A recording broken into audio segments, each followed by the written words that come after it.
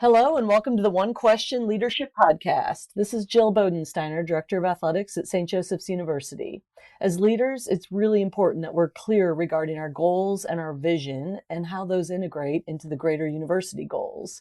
We also need to collectively create a strategy and a culture that are going to help us reach our goals. This is an evolving exercise that requires an openness to continuous improvement. That's why I follow the One Question Leadership Podcast, because I love learning as much as I possibly can from my colleagues that helps me be the best that I can be. So my message for the day, keep learning, keep leading. Greetings, this is Ty Brown and welcome to the One Question Leadership Podcast, where we highlight executive and organizational leadership. Be sure to follow us on Twitter at 1Q Leadership. Our guest today is Dr. Joe Karlgaard. Joe is the Director of Athletics at Rice University. Greetings, Joe. Thanks for joining us. Hey, Ty. Thanks for having me. Glad you're on again with us here at 1Q. You've been there for almost 7 years, I guess it is? Yeah, I started in October 2013. It's hard to believe it's 2020 already. It is. It keeps going, right? It doesn't stop for anybody. No, it doesn't. Kind of situation. You and I had a conversation recently. I told you I've had a number of guests talk about mid-level management and then the people in the mid-level management positions actually learning to be leaders and leadership development provided for those in mid-level management. And you said something interesting to me is that you've seen a lot of people throughout your ranks at Rice go off to other jobs.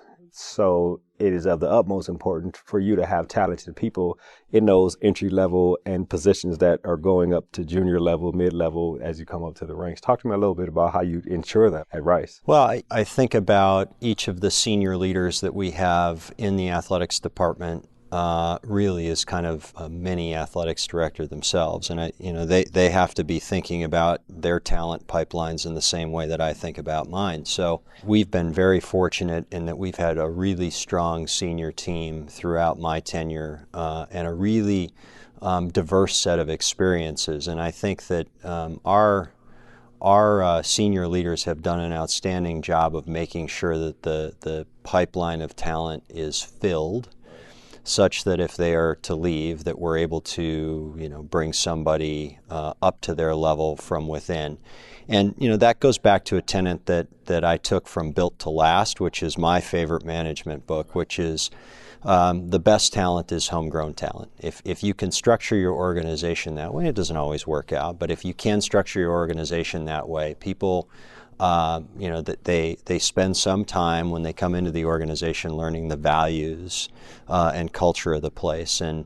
And thus, if you're able to promote from within, you don't have to worry about that part of it as much. So I really give a lot of credit to the senior associate and associate level ADs in our department who've done a masterful job of hiring good junior level talent. And there's an aspect of, you may be talented, but there is the leadership aspect where you have to actually learn and practice leadership. So tell me about that, where you've seen that aspect when your senior associates or your associates have moved on and the people they've hired are talented and understand the values, but there is that leadership part. Tell me about how that's implemented. Yeah, it's we try to expose our even our junior level people to as many different opportunities as possible. They could be external to Rice. It could be leadership development academies. It could be professional development. It could be conferences. It could be any of those. But also within trying to arm people who are interested in rising through the ranks, because not everybody is. We may have a marketing person who's very, very happy at the level that they're at, and that's fine.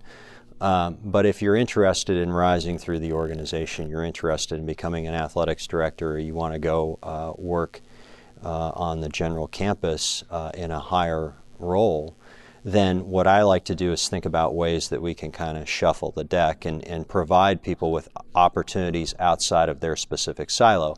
And I really credit my experience as a Division III AD with giving me that approach.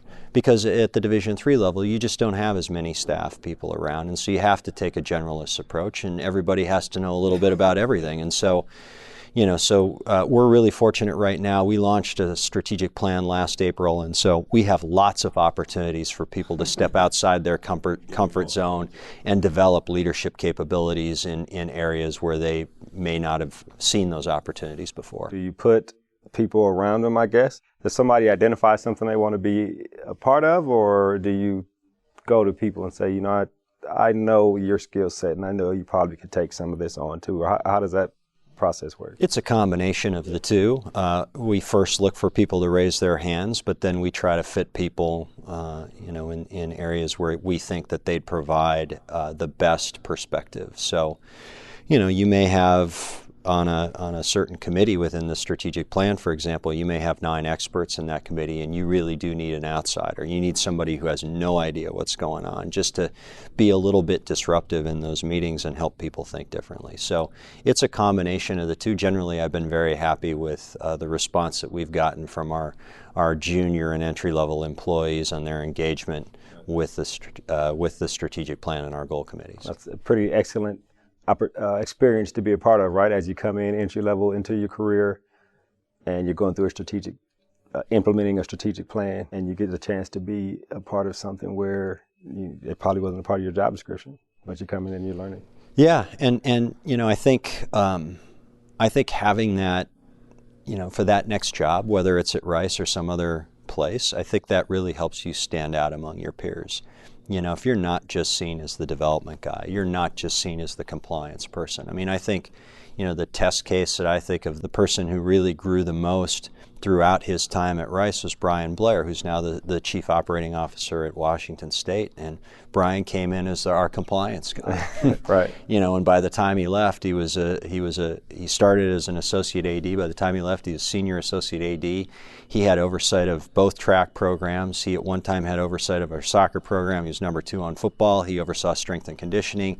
Oh, and yeah, he had compliance. It was a good thing we didn't break any rules while Brian was there, because his plate was really full. Mm-hmm. But that really helped him leverage that opportunity to go to Washington State, be the lead administrator for football, and eventually, get promoted into COO. So that's an opportunity we've tried to replicate. And Pat named him the point person for their strategic plan, which he did. Is an excellent experience too, right, as you move up through the ranks. That's right, and Brian had that experience. He didn't get to see the implementation of our strategic plan, but he was there when we were having those really tough discussions about what we wanted to do. So, it's just, if the more, I've been fortunate to have people drag me into those conversations along my career, and so, the more I can replicate the experiences that Brian had at Rice, I think the better off Rice is going to be as an organization, and the more, I think the better off college athletics will be. All right. Well, you've heard me say my mantra on leadership: the role of a leader is to create and maintain an environment that people want to be a part of, and that sounds like what you're doing there. I wonder how much interaction do you have with the junior level and the entry level staff and employees there, even maybe when they first get there or just throughout their tenure, as they involve themselves in other parts of beyond their primary responsibility? Probably not as much as I like or should have. I really respond first and foremost to those who seek me out. With 350 student athletes and 150 employees, most athletics directors have at least that many at the FBS level, and somebody like Gene Smith's got many, many more with close to 40 sports. So you get stretched thin. For me, if there's somebody that I see that I has taken on a project and really done something with it, or has shown interest in another area, I'll try and provide them with more opportunities. But at least at a minimum, for our employees when they come into the organization, I meet them, greet them, tell them what we're about. We articulate our values through our strategic plan as well, so they know what they're getting into. And then, as I said at the beginning of the podcast, I've just got a great senior team that I think does a terrific job of mentoring those people and preparing them for the future. So you probably hear from them, right, in terms of because you mentioned when we talked earlier, you were happy about the talent at the entry level and the junior level, because that means there's longevity and talent in your staff. And I think that's important. Does your senior level, do they talk about them? Like, hey, we got a couple people here I just need to tell you about her. She's great, or something like that, right? We try to share those within senior staff meetings as much as possible. Shout outs to people who are doing outstanding work. Sometimes it's obvious, We've got somebody who runs social media for most of our programs, and he does a fantastic job, and so it's pretty evident to the people around the table that he's doing really, really well. But you may not see you may not see that outstanding athletic trainer who's helping us on the insurance front, or somebody who's, getting our athletes ready to play. And so we try to share that as much as possible. But our senior team is just, they're really good at creating leadership opportunities for junior staff members, and really trying to grow them up in the values of the organization as well. That recognition is important, right? People want to know that they're valued in the organization, especially if they're doing a great job. Do you have a formal approach to that, or is it just a senior leader comes by, or you mentioned that social media? No, we do. In fact, to go back to Brian Blair, when he was at Rice, he created something called the WHO, which is the Workplace Happiness Objective. Okay. So it's a committee that basically runs our all staff meetings, but they also do things like Employee of the Month. We have profiles on all of our employees once a month in our staff newsletter. And then when we do all staff meetings, we ask for nominations for the, I guess it's Employee of the Semester or whatever. And then, whoever, we send out the names of the people, and then they vote. And so we recognize people. And it's generally folks below the senior administrative level. And, it doesn't include head coaches either. So it does afford an opportunity for the junior people in our organization to be recognized in front of everybody, and I know they appreciate that. We talked once here, and this is a little off topic, and you told me that the One Question podcast is short enough for you to listen to and then go in, and when you guys do some staff development conversations, you guys talk about it a little bit. The structure of that meeting was interesting to me. Is that something that happens weekly, or what is that when you guys talk about something you've learned or something you heard? We've had rotations on books. We've done podcasts. We're shifting in the new year. We're going to go to more of an article-based. So it's just been something to try and create a low-cost educational opportunities for our people staff. Thinking about things, yeah, keep them sharp, and somebody who's totally focused on facilities may not know anything about NIL. So we've got to make sure that we're affording those folks opportunities to learn outside of their silo. Do you have them reading the Kevin Blue super academic? Well, they all know that Kevin and I were colleagues at Stanford, and so and then they hear me heap praise upon his thought leadership too. Right. So they all do it without my request. Okay, excellent. Well, Joe, this has been an excellent conversation. I probably said it last time you were on, but I think you're doing an excellent job there in creating and maintaining a successful environment and a successful culture for success there at Rice. Appreciate you being here on the One Question podcast. I appreciate you having me. I think you do a great job as well, Tai. Thank you. That was Dr. Joe Karlgaard. He is the Director of Athletics at Rice University. And of course, this is Tai Brown with One Question. And keep in mind, the role of a leader is to create and maintain an environment that people want to be a part of. And as always, be better tomorrow than you are today.